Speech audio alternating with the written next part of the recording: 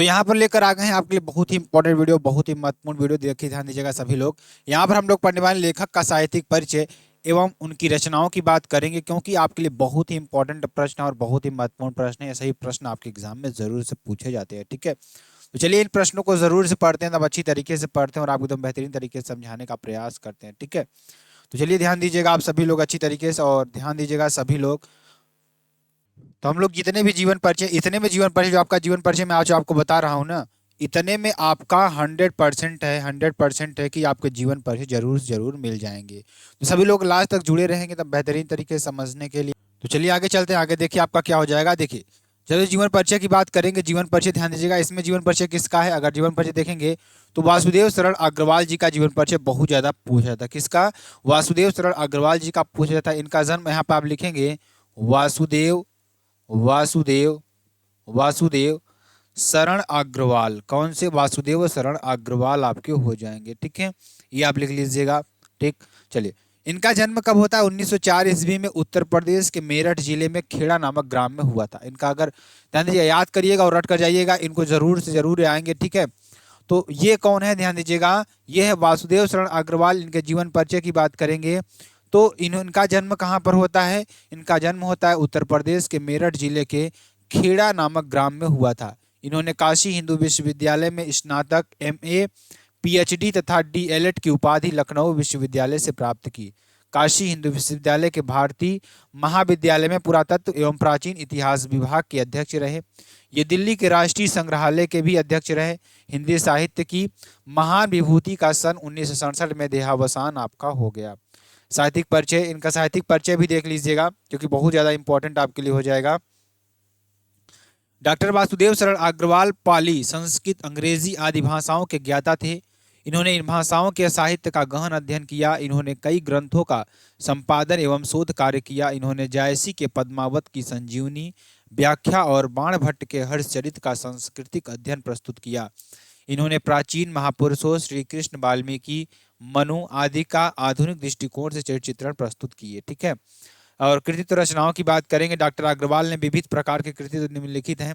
निबंध संग्रह की बात करेंगे तो पृथ्वी पुत्र, कल्पलता, कला और संस्कृति, क्या हो जाए? कला एवं संस्कृति, और कल्प वृक्ष, भारत की एकता, वाग्धारा आदि। शोध ग्रंथ में पाणिनि कालीन भारत, संपादित ग्रंथ में संजीवनी व्याख्या, बाणभट्ट के हर्षचरित्र का सांस्कृतिक अध्ययन आपका हो जाएगा। ठीक है, भाषा शैली की बात करेंगे। भाषा शैली में इनकी देखिए, भाषा इनकी कैसी थी? सहज थी, सरल थी, सुबोध, व्यवहारिक भाषा जिसमें प्रायः उर्दू, अंग्रेजी आदि के शब्द, मुहावरों, लोकोक्तियों का प्रयोग इसमें हुआ है।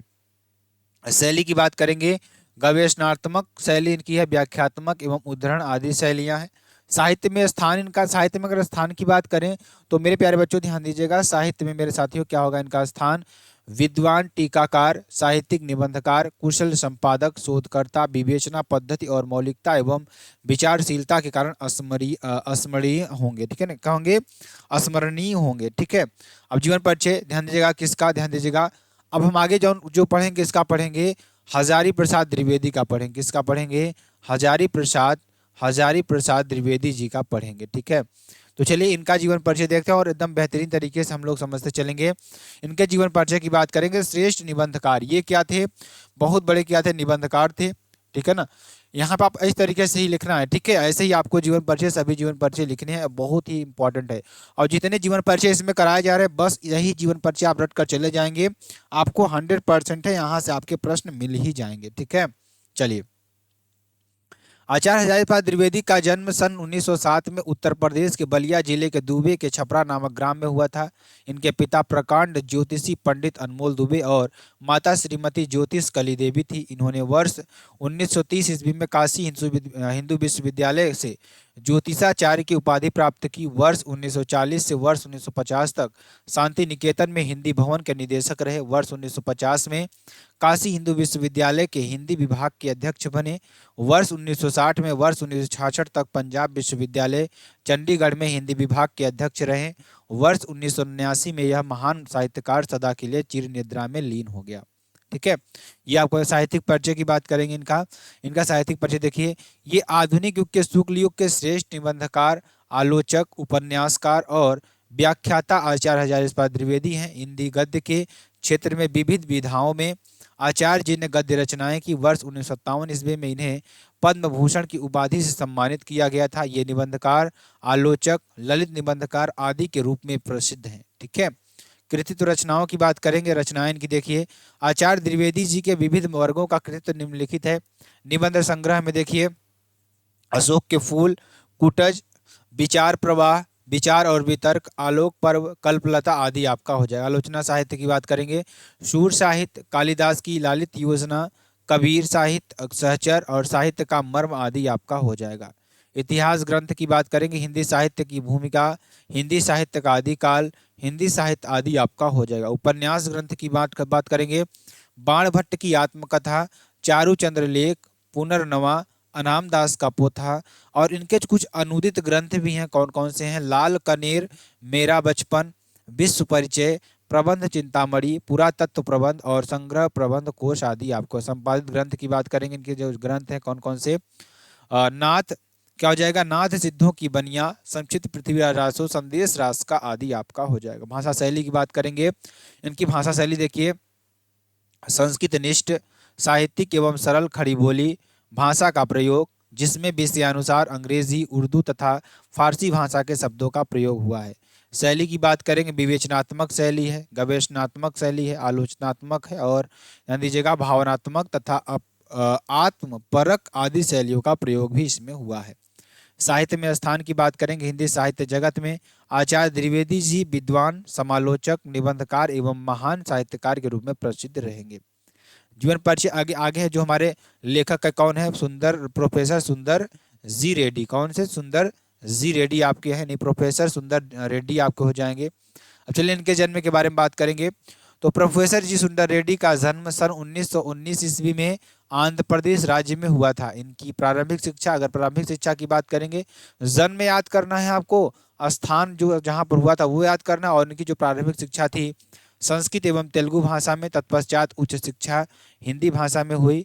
प्रोफेसर रेड्डी लगभग 30 वर्षों तक आंध्र विश्वविद्यालय में हिंदी विभाग के अध्यक्ष रहे। इन्होंने हिंदी और तेलुगु भाषा साहित्य में तुलनात्मक अध्ययन का पर्याप्त कार्य किया। ठीक है, और साहित्यिक परिचय की बात करेंगे, प्रोफेसर सुंदर रेड्डी ने दक्षिण भारत की चारों भाषाओं यानी तमिल, तेलुगु, कन्नड़ और मलयालम एवं उनके साहित्य का इतिहास प्रस्तुत करते हुए उनकी आधुनिक गतिविधियों का सूक्ष्म विवेचन प्रस्तुत किया। इनके निबंध हिंदी, तेलुगु और अंग्रेजी भाषा में पत्र पत्रिकाओं में प्रकाशित हुए। ये भाषा और आधुनिकता पर वैज्ञानिक दृष्टि से विचार करने वाले साहित्यकारों में सर्वप्रमुख हैं। इन्होंने अनेक ग्रंथों की रचना की, परंतु प्रकाशित ग्रंथ 8 ही क्या हो जाएंगे। ठीक है, चलिए आगे चलते हैं। आगे देखिए आपका क्या हो जाएगा, ध्यान दीजिएगा। और परंतु प्रकाशित ग्रंथ कितने? 8 ही आपके हो जाए। कृतित्व रचनाएं की बात करेंगे, प्रोफेसर जी सुंदर रेड्डी की विविध वर्गों का कृतित्व निम्नलिखित है। साहित्य और समाज हो जाएगा, मेरे विचार, हिंदी और तेलुगु तुलनात्मक अध्ययन, वैचारिकी, शोध और बोध, दक्षिण की भाषाएं और उनका साहित्य, वेलुगु दारुल तेलुगु, संपादित अंग्रेजी ग्रंथ, लैंग्वेज प्रॉब्लम इन इंडिया आपका हो जाएगा। भाषा शैली की बात करेंगे, शुद्ध परिष्कृत, परिमार्जित एवं साहित्यिक खड़ी बोली, जिसमें सरलता, अस्पष्टता और सहजता का गुण विद्यमान है। शैली विचारात्मक, समीक्षात्मक, सूत्रात्मक, प्रश्नात्मक आदि शैलियों का प्रयोग इनके साहित्य में है। साहित्य में स्थान, आधुनिक युग के श्रेष्ठ विचारक, समालोचक, निबंधकार और गैर हिंदी भाषी क्षेत्र के होने पर भी हिंदी सेवा साधना में निष्ठा रखने वाले साहित्यकार थे। ठीक है, आगे अब आगे देखेंगे एपीजे अब्दुल कलाम का जीवन परिचय। और देखिए बहुत सारे इसमें लेखक हैं जिनको आपको पढ़ कर जाना और बहुत इंपॉर्टेंट है ये। ठीक है, और सभी को अच्छी तरीके से पढ़ना है। ठीक है, और इसके बाहर मतलब इससे बाहर आपका कुछ नहीं आने वाला, इससे बाहर आपका कुछ नहीं आने वाला है। ठीक है ना, और ये आप ध्यान दीजिएगा। डॉक्टर जीवन परिचय की बात किसकी? डॉक्टर एपीजे अब्दुल कलाम का जन्म 15 अक्टूबर सन 1931 ईस्वी में तमिलनाडु राज्य के रामेश्वर में धनुषकोटी नामक गांव में एक मुस्लिम परिवार में हुआ था। इनके पिता श्री जैनुल अब्दीन एवं एक नाविक थे और माता श्रीमती अशी अम्मा एक गृहिणी थी। इन्होंने सन 1954 में भौतिक विज्ञान में स्नातक और सन 1960 ईस्वी में मद्रास इंस्टीट्यूट ऑफ टेक्नोलॉजी से इंजीनियरिंग की शिक्षा पूर्ण की। इन्होंने रक्षा अनुसंधान और विकास संगठन में वैज्ञानिक रूप में प्रवेश लिया। इनके पश्चात 1969 में भारतीय अंतरिक्ष अनुसंधान संगठन में स्थानांतरित हुए। सन 1963 से 1964 तक अमेरिका के अंतरिक्ष संगठन की यात्रा की। सन 1974 ईस्वी में पोखरण में परमाणु परीक्षण के लिए गए। भारत सरकार ने integrated guided missile development programme का प्रारंभ डॉक्टर अब्दुल कलाम की देखरेख में किया था। ठीक है, आपका ये हो गया। जीवन परिचय की बात करेंगे। इस परियोजना ने देश को अग्नि और पृथ्वी जैसे मिसाइलें दी। ये मिसाइल मैन की उपाधि से प्रसिद्ध हुए। सन 1992 से लेकर 1999 तक डॉक्टर कलाम प्रधानमंत्री के सलाहकार और रक्षा अनुसंधान और विकास संगठन DRDO के सचिव रहे। वर्ष 2002 से ये राष्ट्रपति पद से उम्मीदवार बने और 25 जुलाई 2002 को डॉक्टर कलाम ने भारत के 11वें राष्ट्रपति के रूप में शपथ ली। ये देश के तीसरे राष्ट्रपति जिन्हें राष्ट्रपति बनने से पहले भारत रत्न से सम्मानित किया गया। महान वैज्ञानिक, राजनीतिज्ञ एवं साहित्यकार डॉक्टर कलाम का देहावसान 27 जुलाई 2015 में भारतीय प्रबंधन संस्थान शिलोंग में अध्यापन कार्य करते हुए दिल का दौरा पड़ने से हो गया। ठीक है, और इनकी रचनाओं की बात करेंगे, साहित्यिक परिचय इनका देखेंगे तो डॉक्टर कलाम एक सफल वैज्ञानिक, राजनीतिज्ञ और दार्शनिक साहित्यकार थे। ये सदा देश के युवाओं को देश का भविष्य मानते थे और इन्हें उन्नत करने के लिए प्रयासरत रहते थे। इसके लक्ष्य के लिए उन्होंने व्हाइट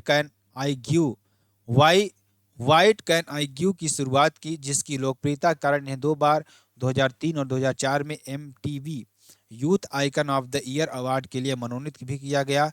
ये लेखों, पत्रों, पुस्तकों एवं अध्यापन कार्यों द्वारा उनका मार्गदर्शन करते थे। कृतित्व रचनाओं की बात करेंगे।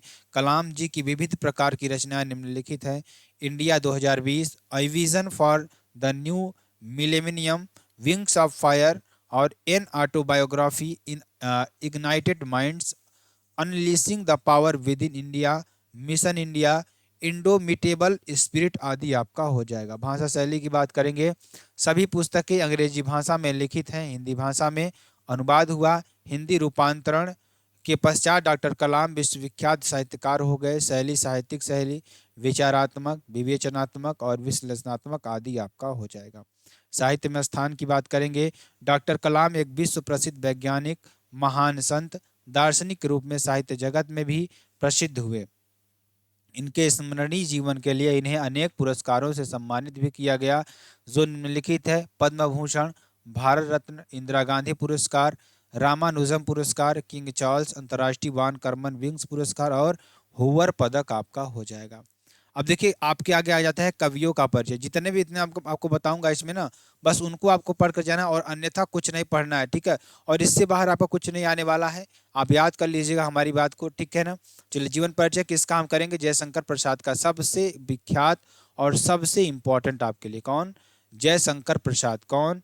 जयशंकर प्रसाद। ठीक है, इनका करेंगे, बहुत ही इंपॉर्टेंट, बहुत ही महत्वपूर्ण, ध्यान दीजिएगा।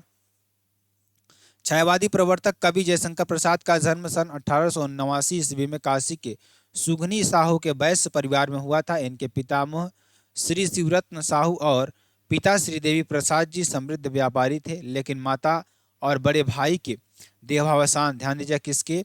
बड़े भाई के मृत्यु के बाद, अगर देखा जाए किसके बाद? मृत्यु के बाद यहाँ पे क्या हो गया? बड़े भाई के देहावसान के कारण इन्हें अल्पायु में ही व्यवसाय एवं परिवार के समस्त उत्तरदायित्वों को वहन करना पड़ा। कवि प्रसाद ने घर पर ही अंग्रेजी, हिंदी, बंगला, उर्दू, फारसी, संस्कृत आदि भाषाओं का गहन अध्ययन किया। अपने पैतृक कार्य को करते हुए भी कवि प्रसाद जी ने काव्य रचना की प्रेरणा को जीवित रखा। अत्यधिक विषम परिस्थितियों से संघर्ष करते हुए युग दृष्टा साहित्यकार जयशंकर प्रसाद का देहावसान 14 नवंबर सन 1937 ईस्वी को हो गया। ठीक है, आगे साहित्यिक परिचय की बात करेंगे। छायावादी कवि जयशंकर प्रसाद के, ध्यान दीजिएगा, काव्य में प्रेम और सौंदर्य के विषय प्रधान रूप में रहे। उनका दृष्टिकोण मानवतावादी है।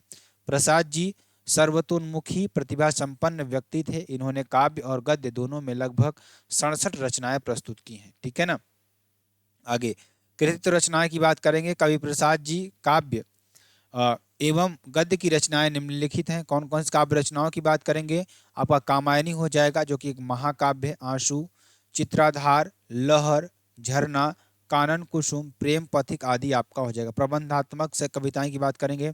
शेर सिंह का शस्त्र समर्पण, पेशोला की प्रतिध्वनि, प्रलय की छाया, अशोक की चिंता आदि आपका हो जाएगा। गद्य रचनाएं, नाटक चंद्रगुप्त, स्कंदगुप्त, अजातशत्रु, ध्रुव स्वामिनी, जनमेजय का नागयज्ञ और राजश्री प्रायश्चित आदि आपका हो जाएगा। उपन्यास में कंकाल हो गया, तितली हो गई, इरावती अपूर्ण है, ठीक है। और कहानी की बात करेंगे प्रतिध्वनि, छाया, आकाशदीप, आंधी, इंद्रजाल, विराम चिद्र और ममता आदि आपका। निबंध संग्रह, काव्य और कला। भाषा सौंदर्य की बात करेंगे तो ध्यान दीजिएगा, कवि प्रसाद के काव्य में सौंदर्य एवं प्रेम, दार्शनिकता, रस, योजना, प्रस्तुत, प्रकृति चित्रण, मानव की अंत प्रकृति का चित्रण भी आपका हो जाएगा। नारी की महत्व आदि भावों की प्रधानता है। कला पक्ष के अंतर्गत काव्य की भाषा ब्रज भाषा और खड़ी बोली है। शैली प्रबंध और मुक्तक है। कामायनी, कालजयी प्रवृत्ति निवृत्ति का महाकाव्य है। काव्य का प्रधान रस श्रृंगार है एवं सहयोगी रस शांत है। अलंकारों में सादृश्य मूलक अर्थालंकारों की काव्य में प्रधानता है। इन्होंने नवीन उपमानों का प्रयोग, नई भंगिमा प्रस्तुत की है। उपमा, रूपक, उत्प्रेक्षा, मानवीकरण और ध्वन्यर्थ, व्यंजना, विशेषण, विपर्य आदि प्राचीन नवीन अलंकारों का प्रयोग है। छंदों में घनाक्षरी, पादाकुलक, अतुकांत आदि छंदों का प्रयोग है, ठीक। और अंग्रेजी के सानेट, बांग्ला में त्रिपति छंदों का भी प्रयोग है, ठीक है। आपका ये हो जाएगा। साहित्य में स्थान की बात करें, कवि प्रसाद जी भाव, शिल्प और भाषा की दृष्टि से छायावादी काव्य के युग प्रवर्तक कवि हैं। ये भाव और कला, अनुभूति और अभिव्यक्ति, वस्तु और शिल्प आदि सभी क्षेत्रों में युगांतरकारी परिवर्तन करने वाले महान कवि आपके हो जाएंगे, ठीक है। अब हम किसका पढ़ने वाले हैं? महादेवी वर्मा जी का पढ़ने वाले हैं, जो कि बहुत ही महत्वपूर्ण आपके लिए हो जाएगा। इंपॉर्टेंट कवित्री आपके लिए याद कर लेना, और जितने आपको मैं बता रहा हूँ सिर्फ उतने ही आपको करना है, ठीक है ना। छायावादी कवित्री महादेवी वर्मा का जन्म फर्रुखाबाद उत्तर प्रदेश के एक प्रतिष्ठित शिक्षित परिवार में 26 मार्च वर्ष 1907 में हुआ था। इनके पिता श्री गोविंद प्रसाद वर्मा भागलपुर के एक कॉलेज में प्रधानाचार्य थे और माता श्रीमती हेमरानी साध्वी सामान्य कवित्री थी। नाना भी ब्रजभाषा के कवि थे और 9 वर्ष की छोटी आयु में इनका विवाह श्री स्वरूप नारायण वर्मा के साथ हो गया, लेकिन इनका गृहस्थ जीवन सुखमय नहीं रहा। इन्होंने विवाह के पश्चात ही मैट्रिक एवं FA BA MA की परीक्षाएं प्रथम श्रेणी से उत्तीर्ण की। उन्होंने उच्च शिक्षा प्रयाग से पूर्ण की। महादेवी वर्मा ने चित्रकला और संगीत की शिक्षा भी प्राप्त की। वर्ष 1933 में लेखिका, ध्यान दीजिएगा, लेखिका भी थी। इस महान लेखिका एवं कवित्री का निधन कब हो गया? 11 सितंबर सन 1987 ईस्वी में हुआ, ठीक है। साहित्यिक परिचय की बात करेंगे, कवित्री महादेवी वर्मा ने छात्र जीवन से ही राष्ट्रीय और सामाजिक जागरण की रचनाएं की। मैट्रिक में पढ़ते हुए ही उन्होंने दार्शनिक चेतना से संपन्न कविताएं लिखी। ये काव्य क्षेत्र में छायावादी कवियों में सर्वाधिक प्रसिद्ध कवित्री हैं। यद्यपि इनका काव्य क्षेत्र सीमित है, जो मर्म को छू लेने के सामर्थ्य रखता है। इनका साहित्य काव्य और गद्य दोनों रूपों में मिलता है। काव्य में रहस्य व विरह की प्रधानता के कारण ये छायावाद की आधुनिक मीरा उपाधि से प्रसिद्धि हुई थी। काव्य में रहस्यवाद, वेदना, भाव एवं अलौकिक प्रेम आदि की प्रधानता रही है, ठीक है। कृतित्व रचनाओं की बात करेंगे, काव्य संग्रह निहार प्रथम काव्य संग्रह, नीरजा, रश्मि, सांध्य गीत, दीप शिखा यामा आदि आपका हो जाएगा। गद्य रचनाएं रेखा चित्र में अतीत के चलचित्र, स्मृति की रेखाएं, संस्मरण, मेरा परिवार, पथ के साथी, श्रृंखला की कड़ियां, छड़दा और क्या हो जाएगा, संधिनी आदि आपका हो जाएगा। संपादित पत्रिका चांद हो जाएगा। भाषा सौंदर्य, भाव पक्ष, इनके काव्य में मानवतावादी धारा का प्रवाह है। ये करुणा और भावना, क्या हो जाएगा, करुणा और भावना की कवित्री है। इनके काव्य में रहस्यवाद, विरह, वेदना एवं सूक्ष्म अनुभूतियों के कोमल एवं मर्म स्पर्शी भावों की प्रधानता है। बौद्धों के दुखवाद और करुणावाद में से इनका साहित्य प्रभावित रहा है। कला पक्ष की बात करेंगे तो कला पक्ष में देखिए, काव्य की भाषा सरल, स्निग्ध, तत्सम प्रधान खड़ी बोली है। काव्य भावनात्मक गीति शैली में है, जिसमें लाक्षणिकता, कोमलकांत, पदावली और संगीतात्मक है। काव्य का आरंभिक रूप माद्रिक छंदों के बाद में विविध गीत छंद है, जो इनकी मौलिक देन है। अलंकारों में उपमा, रूपक, श्लेष और विरोधाभास, ध्वन्यर्थ, व्यंजना, मानवीकरण आदि का प्रयोग है। साहित्य में स्थान, कवित्री महादेवी वर्मा छायावादी कवि चतुष्ट की एक सशक्त हस्ताक्षर है। इन्हें हिंदी साहित्य सम्मेलन द्वारा शेक्सपियरिया एवं मंगल प्रसाद पुरस्कारों से सम्मानित किया गया। वर्ष 1983 में भारत भारती तथा यामा काव्य संग्रह का भारतीय ज्ञानपीठ पुरस्कार प्राप्त हुआ। यह हिंदी साहित्य में ध्रुव तारे की भांति अटल एवं स्थिर है। जीवन परिचय। राष्ट्रकवि मैथिली शरण गुप्त का जन्म उत्तर प्रदेश के झांसी जिले के चिरगांव नामक स्थान पर सन 1886 ईस्वी में संवत 1943 में हुआ था। इनके पिता सेठ रामचरण गुप्त हिंदी साहित्य प्रेमी थे। घर पर ही अंग्रेजी, संस्कृत एवं हिंदी का अध्ययन करने वाले गुप्त जी की रचनाएं वैश्योपकारक नामक पत्र से प्रकाशित हुई और आचार्य महावीर प्रसाद द्विवेदी को ये अपना गुरु मानते थे और इनके ही परामर्श से इनके काव्य में निखार आया। राष्ट्रीय विशेषताओं की काव्य रचनाओं में प्रधानता होने के कारण राष्ट्रपिता महात्मा गांधी ने इन्हें राष्ट्रकवि की उपाधि दी।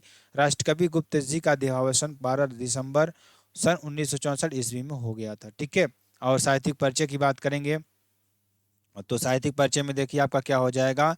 राष्ट्रकवि मैथिली शरण गुप्त द्विवेदी युग के श्रेष्ठ राष्ट्रभक्ति पूर्ण काव्य रचनाएं लिखने वाले सफल राष्ट्रकवि हैं। इन्होंने खड़ी बोली के स्वरूप में निर्धारण एवं विकास में अपना महत्वपूर्ण योगदान दिया। इनकी रचनाओं में इतिवृत्तात्मक कथन एवं कठोरता स्पष्ट होती है। इन्हें साकेत नामक महाकाव्य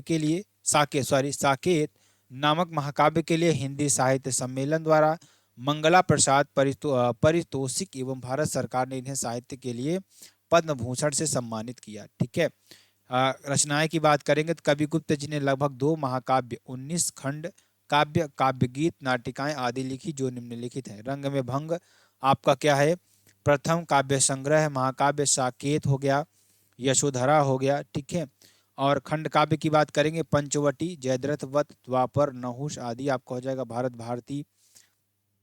राष्ट्रभक्ति में ओतप्रोत प्रसिद्ध ग्रंथ है जिसके कारण राष्ट्रकवि के रूप में प्रसिद्ध हुए। अन्य काव्य ग्रंथ किसान हो गया, शकुंतला हो गया, जय भारत हो गया, विष्णुप्रिया हो गया, प्रदक्षिणा हो गया, त्रिपथगा हो गया, कुलाण हो गया और गीत आदि आपका हो जाएगा। पदबद्ध रूपक अनक, तिलोत्तमा, चंद्रहास, अनुदित नाटक, स्वप्नवास वद्यतम भाष आपका हो जाएगा। भाषा सौंदर्य की बात करेंगे तो काव्य भाषा ब्रज भाषा एवं परिष्कृत सरल शुद्ध खड़ी बोली है। भावों में राष्ट्रभक्ति, प्रकृति चित्रण आदि के भाव सम्मिलित है। रसों में श्रृंगार रस, मर्यादित भव्य रूप, वियोग श्रृंगार, शांत एवं रसों का प्रयोग हुआ।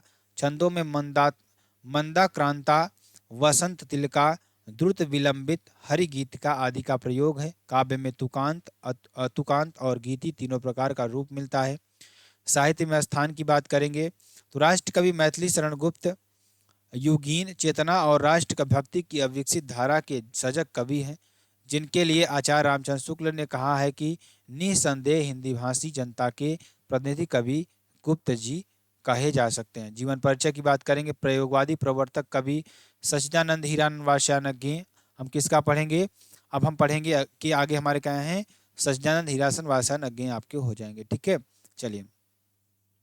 अज्ञेय का जन्म मार्च 1911 ईस्वी को होता है और इनके पिता पंडित हीरानंद शास्त्री पंजाब राज्य के जालंधर जिले के करतालपुर नगर के निवासी थे। ये वत्स गोत्री सारस्वत पर ब्राह्मण थे। इनका बचपन पिता के साथ कश्मीर, बिहार और मद्रास में व्यतीत हुआ था, इसलिए ये आत्मकेंद्रित एवं अंतर्मुखी हो गए। इन्होंने मद्रास और लाहौर में शिक्षा प्राप्त की। बीएससी उत्तीर्ण करने के पश्चात एमए की पढ़ाई करते समय ये क्रांतिकारी आंदोलन में सहयोगी होने के कारण फरार हो गए और वर्ष 1930 में गिरफ्तार कर लिए गए। अज्ञेय जी 4 वर्ष जेल में और 2 वर्ष नजरबंद रहे। इन्होंने किसान आंदोलन में भी भाग लिया। कुछ वर्ष ये आकाशवाणी में भी और वर्ष 1947 में वर्ष 1946 तक सेना में भी रहे। ठीक है ना, और यहाँ पे 46-47 होना चाहिए, उल्टा हो गया है। ठीक है, घुमक्कड़ी प्रकृति के वशीभूत होकर इन्होंने अनेक हृदय रचना यात्राएं भी की है और 4 अप्रैल सन 1987 ईस्वी को इस महान विभूति का स्वर्गवास हो गया। ठीक, साहित्यिक परिचय कवि अज्ञेय ने काव्य और गद्य दोनों ही क्षेत्रों में प्रभावशाली कृतियों की रचना की। इन्होंने सैनिक, विशाल भारत और प्रतीक तथा अंग्रेजी त्रैमासिक वाक पत्रों का संपादन प्रकाशन किया। सन 1943 में अज्ञेय ने तार सप्तक नामक काव्य संग्रह का प्रकाशन करके हिंदी कविता के क्षेत्र में एक नवीन प्रयोगवादी आंदोलन की घोषणा की। इसी आंदोलन को प्रयोगवादी काव्य का नाम दिया गया। कितनी नावों में कितनी बार काव्य संग्रह पर इन्हें भारतीय ज्ञानपीठ पुरस्कार से सम्मानित किया गया। रचनाओं की बात करें, काव्य संग्रह अरि ओ करुणा प्रभामय, आंगन के द्वार पर, बावरा अहेरी, कितनी नावों में कितनी बार, हरी घास पर क्षण भर, इत्यलम, इंद्रधनुष रौंदे हुए ये, चिंता, पूर्वा, सुनहले, शैवाल, भग्नदूत आदि आपका हो जाएगा। ठीक है। अंग्रेजी काव्य संग्रह prison days at and other poems, रचनाओं की बात करें निबंध संग्रह सब रंग और राग, आत्मने पद, त्रिशंकु लिखी कागज कोरे, आलोचना की बात करें हिंदी साहित्य एक आधुनिक परिदृश्य, त्रिशंकु आदि आपका हो जाएगा। उपन्यास में शेखर एक जीवनी दो भाग, नदी के द्वीप, अपने अपने अजनबी आदि आपके हो जाएंगे।